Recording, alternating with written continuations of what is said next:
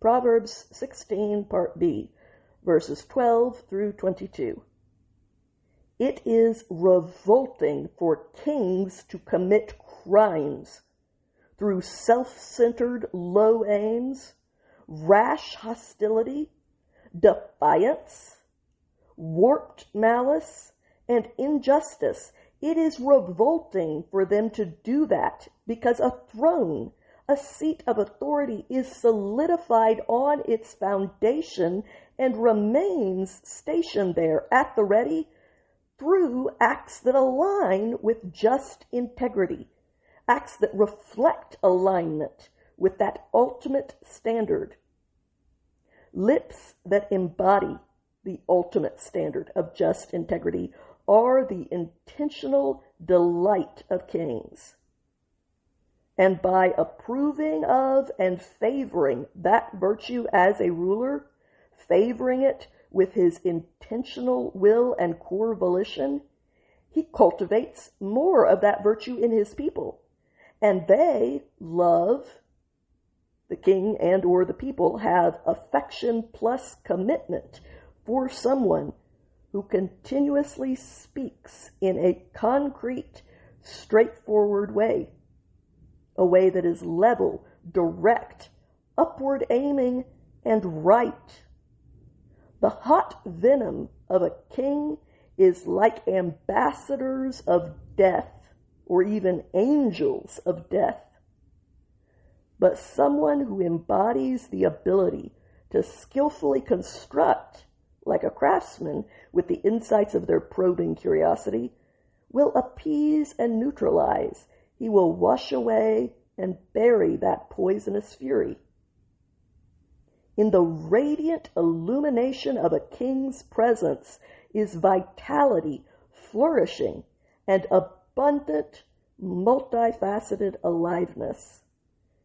And having his favor, acceptance, and goodwill is like the dense clouds that bring late spring rains, the last rains that are so vital in getting crops through the summer to harvest.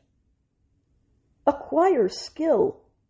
How much more life-giving and beneficial that is than mined and refined gold. Skill being wisdom, the ability to skillfully construct like a craftsman with the insights of a probing curiosity. And note that the fact that you need to acquire it automatically means that it is not something that is inherent in anyone. To acquire discernment, the ability to distinguish between complex and tangled concepts, to be able to separate mixed truths and sort out conflicting interests so that you can construct and act accordingly, acquiring that ability is a choice that is superior to pale silver. Discernment is to be selected over choice, high-quality money. Detouring from malice, avoiding harm, rejecting corruption, and removing themselves from dysfunctional destructiveness is the paved and elevated, the strong, prepared, and built-up highway of those who aim up with integrity and a straightforward, level approach. The guard or shepherd, watching over his own primal essence, protects and preserves. He treasures and safeguards his life path, his conduct, route, and destination. The swollen head of puffed up intellectual pride immediately precedes a shattering collapse, like waves swelling and breaking. Swelling pride is already in the presence of its own fracturing, and a driving energy of self-exaltation precedes a downfall because it is its own stumbling block. A spirit, mood, attitude, or driving force of self-worship and of disdainful contempt for others is already standing face to face with feeble failure. It is better to have a driving energy that is humble, a quiet, restrained strength, as opposed to a loud and overbearing ego, someone who fills up their own space without shrinking inside of it or exceeding it. It is more life-giving and beneficial to be animated by that kind of self-taming, productive spirit among low-status people, those oppressed under heavy burdens that bow them down, than it is to smoothly divide up and distribute shares of plunder with the self-exalted people who view themselves as the pinnacle, the one that exceeds and sits above everything else around them, including God. Whoever is teachable enough to contemplate concrete reality with artistic skill, whoever is enlightened, teachable, and thus educated by Devar, handling it wisely with common sense after understanding it through contemplation, he will discover and attain the life-giving benefits of an exquisitely tailored purpose.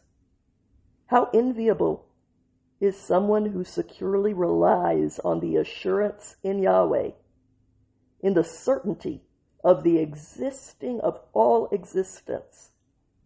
The skilled heart, the place where thoughts, emotions, inclinations, and conscience blend to form the will, a functional decision-making core that has the ability to skillfully construct like a craftsman with the insights of a probing curiosity.